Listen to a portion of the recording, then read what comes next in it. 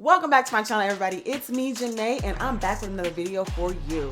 Today, I'm going to be checking out Casual Geographics. I haven't done a Casual Geographics in a few weeks now, so I figured I'd go ahead and do one of his videos. I love his content. It's very informative.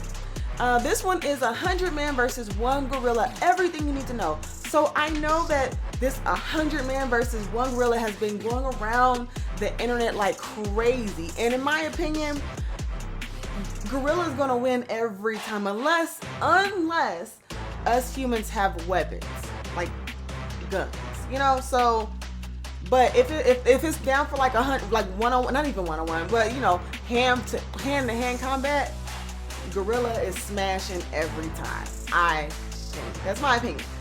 Before we get into it, go ahead and click the description box down below. Vote for me. I'm in a Super Moms contest right now, and I'm trying to win. So please vote for me, and let's see what Casual Geographics has to say about this video.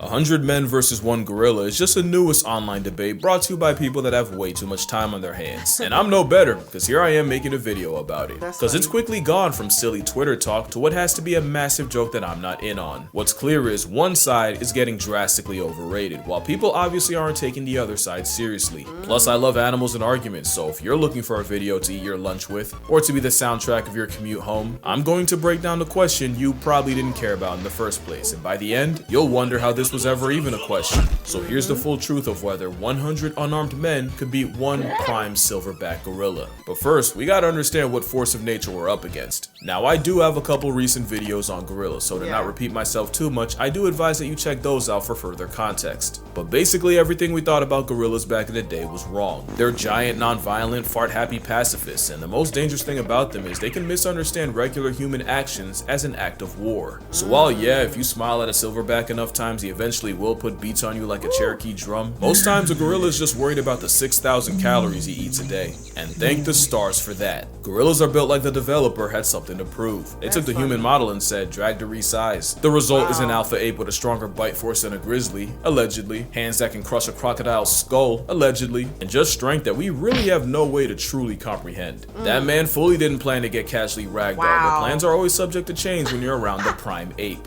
Gorillas might default to peace, but life is multiple choice. The question is, what kind of carnage comes when they choose violence? It's hard to imagine what a fully malice-motivated gorilla can do because it takes a lot for them to get to that point. The first phase of conflict involves using body language and gestures to send a message before hands even have to be thrown. Because for an animal that can spend over 12 hours a day eating, wasting calories on fights is poor resource management. The second phase of escalation usually involves pushing, grappling, and screaming in really short bursts. Gorillas fight the way they fuck. What I mean is, the phase they run are like how they're hung. Not long at all. Because again, most times gorillas don't actually want to fight.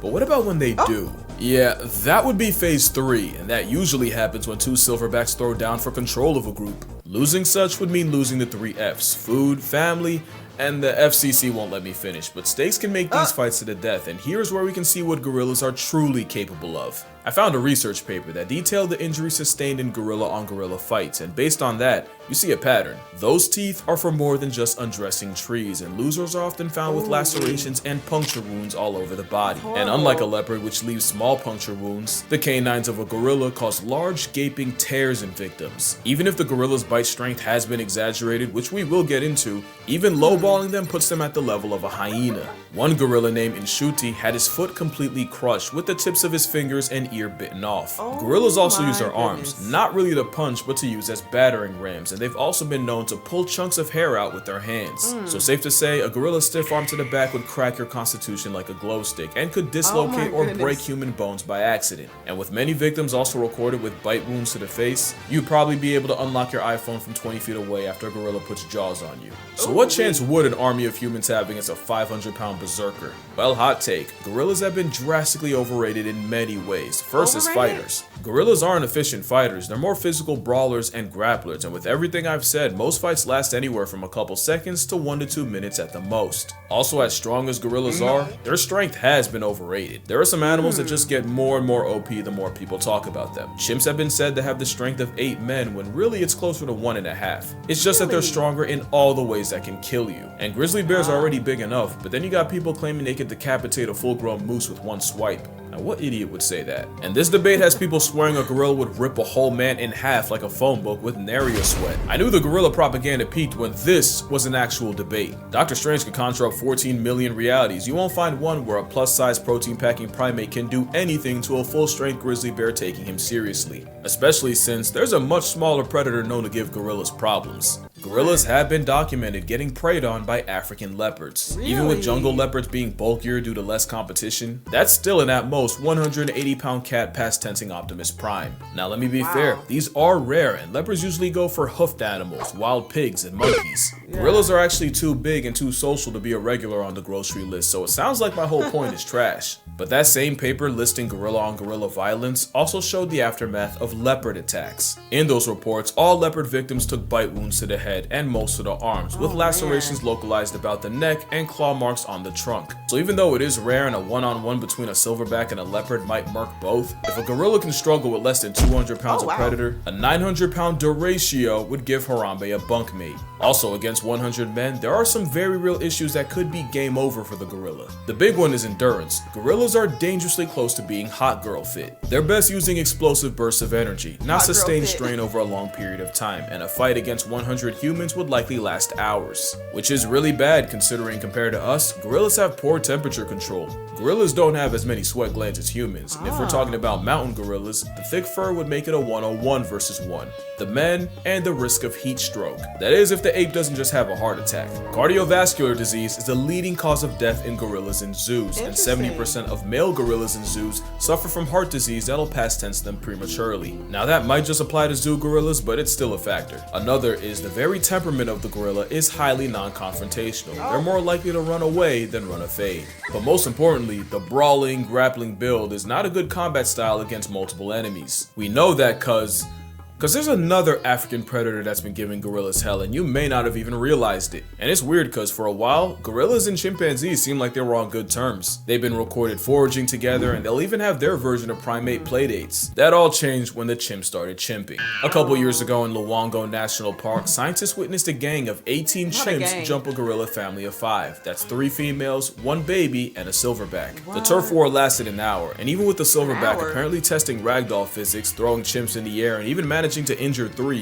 Eventually he was surrounded and chased off by 9 chimps. The adults got away, but the chimps managed to snatch the baby gorilla of the group, which was promptly eaten. The second attack involved 27 chimpanzees and 7 gorillas, and this time the silverback made a business decision and immediately climbed out of the trees and fled the scene. Yes, comparing chimps to humans is comparing durians to jackfruit. The moral here is the one gorilla can not only be overwhelmed, but neutralized by numbers. Because if there's one thing that's being dangerously underrated, it's the power of friendship. Don't laugh, I'm serious. If you remember this picture, then you know this was the 100 Men 1 Gorilla of 2018. It's pretty self-explanatory. Everything here is coming for your life except the 2 you picked to run defense for you. And I'm just gonna kill the suspense. If one of those picks isn't the 10,000 rats, you have no idea how big 10,000 is. Add eagles for aerial support and the rest of the field would have over 200 rats to deal with each. And it's cause the power of plurality is one of the most broken strategies in nature. Mobbing refers to an anti-predator behavior where prey animals approach, harass, and sometimes attack their own predator. It's how one animal can shift an almost impossible matchup in their favor.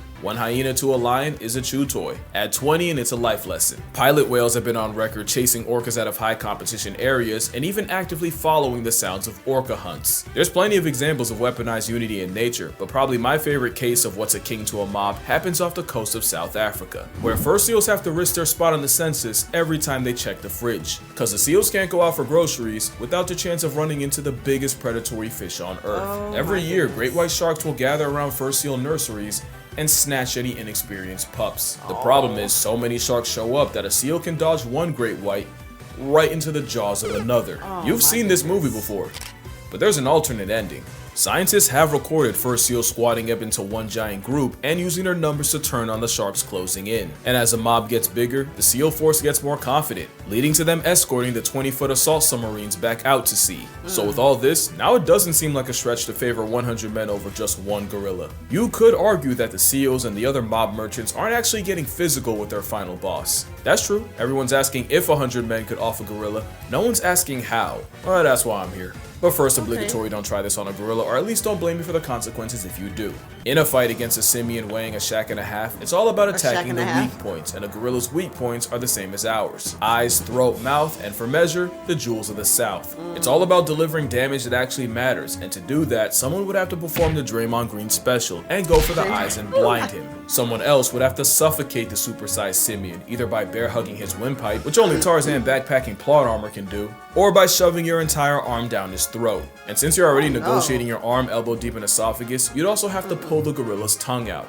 I call that the leopard method, because a 73-year-old once soloed an attacking leopard by reaching into its mouth and ripping out the leopard's liquor. And speaking of grab and pull, someone would have to be elected to perform Draymond's final smash and go for the gorilla's unmentionables. Hey, don't judge. This is war. The rest would have to use their combined strength to pin the primate down, with the remainder delivering kicks to the gorilla's flank, the most powerful natural attack to the gorilla's most vulnerable area. That would probably be the best way to chip away at a gorilla. One problem though, this is still a gorilla we're talking about. Even with everything I said about their strength being overrated, a gorilla fighting for its life would show you destruction like you've never seen. It doesn't matter how many men, the method, or the facet, for those first few, their only outcome is a closed casket. Even if numbers eventually win, those first dozen or so men would be horrifically maimed, mutilated, or straight up murked. You can argue that if I can mention that 100 men running over the hill would intimidate even a gorilla, witnessing men getting mauled and disfigured would inflict psychological damage. There's an argument that witnessing the sheer carnage would weaken the resolve of the others, destabilizing the army. And you have to remember, if mobbing is natural, doing so in a way that guarantees a portion of your team sees Tupac live isn't. Even animals like hyenas will fall back if they sense they don't have enough of an advantage in a clan fight. But there's a catch.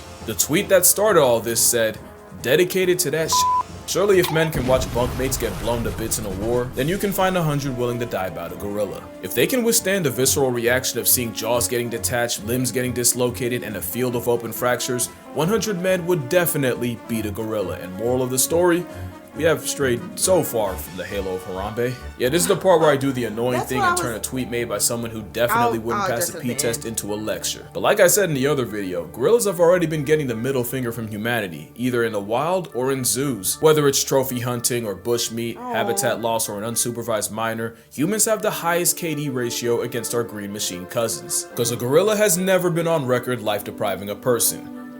Even when they may have had a reason. Yet the mountain gorilla is nearly in bed with extinction mostly because of humans. But not all humans. Some dedicate their entire lives to the welfare of this giga ape, which is why I will be donating to Virunga National Park. Not only do they treat and protect the gorillas there as family, they often have to risk their lives regularly going against poachers. That and the fact that I made a video detailing how to murk an endangered species makes my soul itch, so link down below if you'd like to donate as well. I'm not kidding when I say they're family. This man was seen comforting one of his young gorillas after his mother died. And fun fact, Virunga National is where we got this gem. But yeah, that's gonna do it for this video. Fun little video that nobody should take seriously. But I think I'm gonna start doing the animal versus animal face-off videos again, so let me know what animal matchup you'd like to see me yap about. There's one I've been wanting to get into for a while. Friendly reminder that I have a book, 100 Animals That'll Bleeping End You. I'd say more, but the name's the marketing. Also, I have a Patreon, but reminder that your money's probably just gonna buy me lunch, so don't spend a check unless you've always wanted to indirectly feed me Wendy's. Or you might just fund my next trip. I mean, all this talk about gorillas, who knows, maybe I'll go see one. Oh shit. But yeah, drink water, hug your mother. Please don't gang up on a gorilla, they've been through enough. And I'ma see y'all in the next one. Alright, you guys, that's pretty good. So my question about all of this is, so he did a video on Harambe and was saying how pretty much he agrees and disagrees, but like it had to happen where how they shot Harambe. But then here he's saying that gorillas aren't really violent. So I'm just like, so in my mind I'm thinking like, wait, if those professionals know that back in the day when that whole situation happened where that gorilla dragged the little boy because the little boy jumped over into the area of the gorilla, couldn't a whole bunch of people just kind of went in there but then he did also say the first like few people will probably get murked. So now I get, so it's you know, it's coming full circle in my head, like maybe that's not a good idea, but very interesting. I would have thought, well, I thought, as you see at the beginning, that one gorilla can take on 100 men just because the pure strength of a gorilla. But it sounds like gorillas really don't want to fight like that unless they have to. So I don't know. What do you guys think about this video? Let me know what you think in the comments below. Make sure to like this video, comment, share. Also, make sure you vote for me in the description bar below for the Super Moms contest. All right, I'll see you in the next video. Bye.